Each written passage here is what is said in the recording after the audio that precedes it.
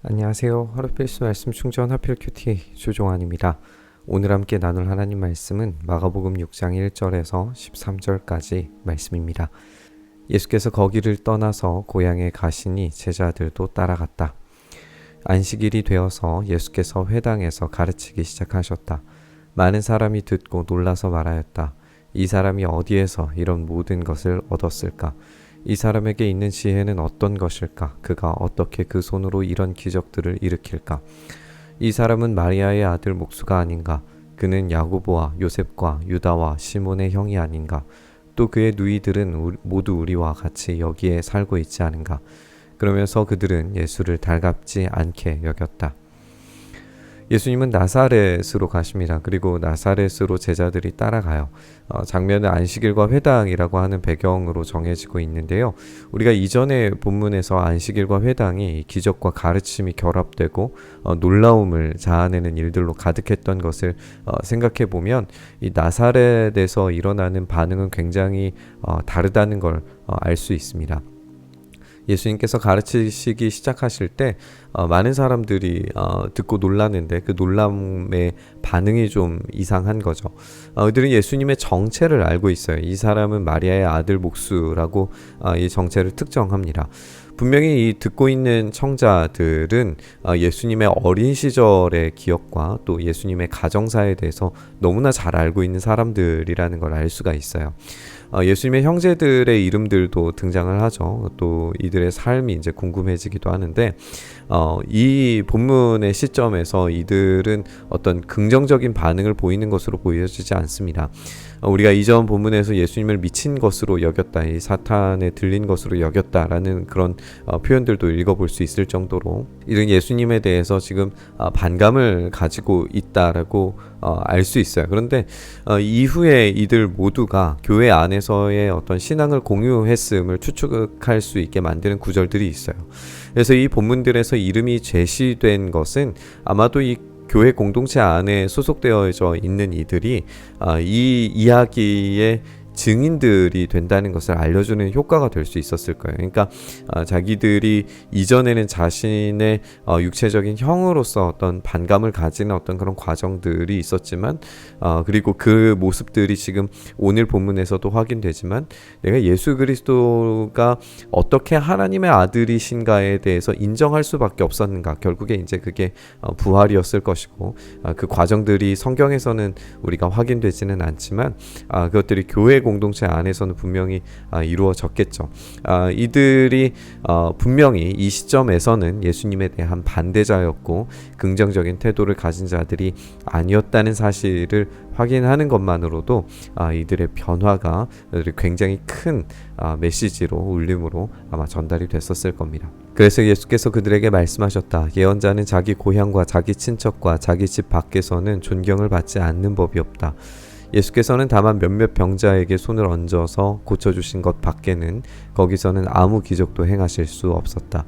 그리고 그들이 믿지 않는 것에 놀라셨다. 그리고 예수께서는 마을들을 두루 돌아다니시며 가르치셨다. 예수님은 몇몇 병자에게 손을 얹어서 고쳐주신 것 밖에 아무 기적도 행하실 수 없었다라고 이렇게 되어져 있습니다. 예수님께서 기적을 행하실 수 없었다라고 표현하는 것이 굉장히 놀랍게 여겨집니다. 예수님께서 행하지 않으셨다가 아니라 행하실 수 없었다라고 표현한 것은 알티 프랑스의 말처럼 믿음의 부재 때문일 겁니다. 마가는 어떤 이 기적의 경험들은 반드시 믿음으로부터 시작한다라고 강조해오고 있습니다. 예수님도 계속해서 이 믿음을 강조하셨어요. 그런데 이곳에는 지금 믿음이 없는 상태인 거죠. 예수님은 바로 이 믿음 없음을 굉장히 놀랍게 여기십니다. 마을을 두루 돌아다니시면서 가르치셨지만 이 믿음 없음은 제한된 기적만 경험되게 만들었습니다. 이들의 선입견, 그러니까 내가 예수를 잘한다 라고 생각하는 그런 착각은 이들을 믿음 없는 상태로 몰아갔고 그들이 경험할 수 있었던 사실상 엄청나게 놀라운 은혜와 복을 얻지 못하게 되는 결과로 되돌아왔습니다. 오히려 이 믿음 없음이 그들에게는 비극이 된 거죠. 그리고 12제자를 가까이 부르셔서 그들을 둘씩 보내시며 그들에게 악한 귀신을 억누르는 권능을 주셨다.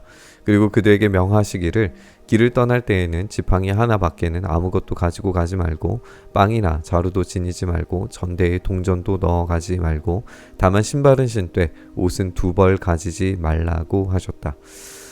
예수님께서 제자들을 파송하시는 모습은 누가복음에서 이 70인의 전도대에서도 우리가 찾아볼 수 있어요.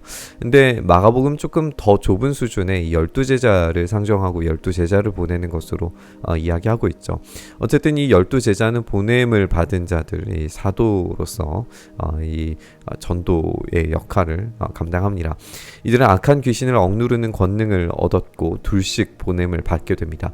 이들이 둘씩 보냄을 받은 것은 이 법적 증언을 채택하기 위해서 최소한 2명의 증인 이상이 요구되는 어떤 이 구약의 율법을 기초로 한 것으로 보여집니다.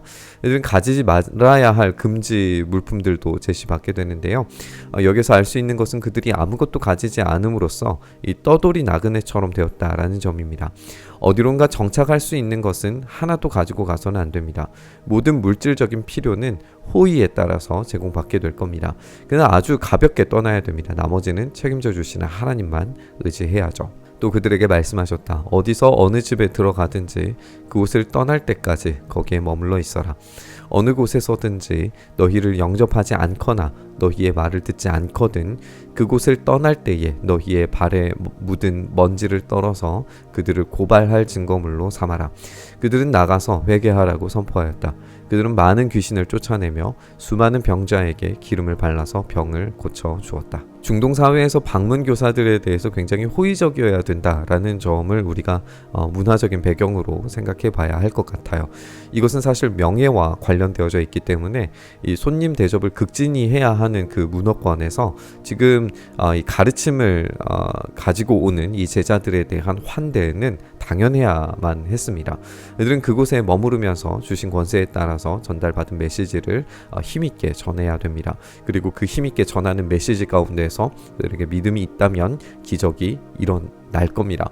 그런데 이런 환대의 문화가 있음에도 불구하고 처음부터 그들을 배제할 수밖에 없는, 배제당할 것이라고 하는 그런 분명한 예상이 예수님으로부터 제시되는 걸 우리가 한편으로 읽게 됩니다. 이들은 예수님께서 지금 이 나사렛에서 거절당하시는 것처럼 똑같이 이 거절당할 것을 예상해야 됩니다.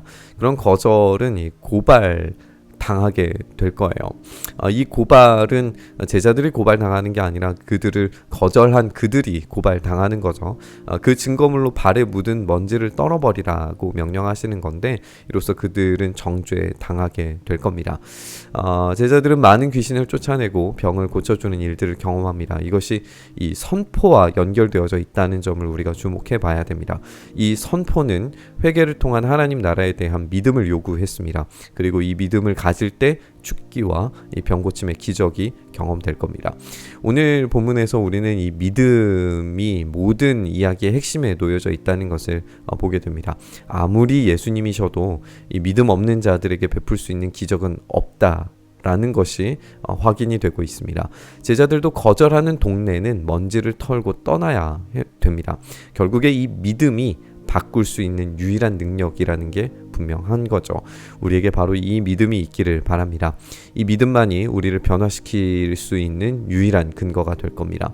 무엇을 믿을 것인가, 믿음의 내용과 방향이 어떠해야 하는가를 질문한다면 오늘 본문에서 우리가 확인할 수 있는 것은 결국 예수 그리스도가 우리의 믿음의 대상이셔야만 하고 또 하나님 나라가 그 내용이고 영원한 나라가 우리의 방향성이 되어야 한다라고 정리를 해 볼 수 있을 것 같습니다. 그것을 위해서 이 땅의 것들을 나그네가 얻는 피난처 정도로 여길 수 있다면 우리의 여정은 굉장히 단순해지고 선명해질 겁니다. 우리가 이 믿음의 여정을 잘 헤쳐나가면서 이 복음을 선포하는 자로 살아갈 때에 주님께서 그 복음 가운데 생겨난 믿음을 통하여 놀라운 변화와 기적과 치유와 회복의 능력을 우리 가운데 베풀어 주실 줄 믿습니다. 이 선명한 믿음의 여정을 우리가 잘 해내기를 바라면서 우리 묵상의 자리로 나아가시죠. 주님, 그렇습니다. 우리가 이 믿음의 여정을 잘 해낼 수 있기를 소망합니다. 그러나 주님, 우리에게 믿음 없음을 불쌍히 여겨 주시옵소서. 주님의 나라, 주님의 그 통치와 다스리심에 대한 온전한 믿음이 우리에게 샘솟듯 일어나게 하여 주시옵소서. 그래서 이 믿음을 통하여서 우리의 삶이 참되게 변화되는 놀라운 은혜의 역사들이 우리에게 있게 하여 주시기를 간절히 바라고 소망하며 우리 주님 예수님 이름으로 기도드리옵나이다. 아멘.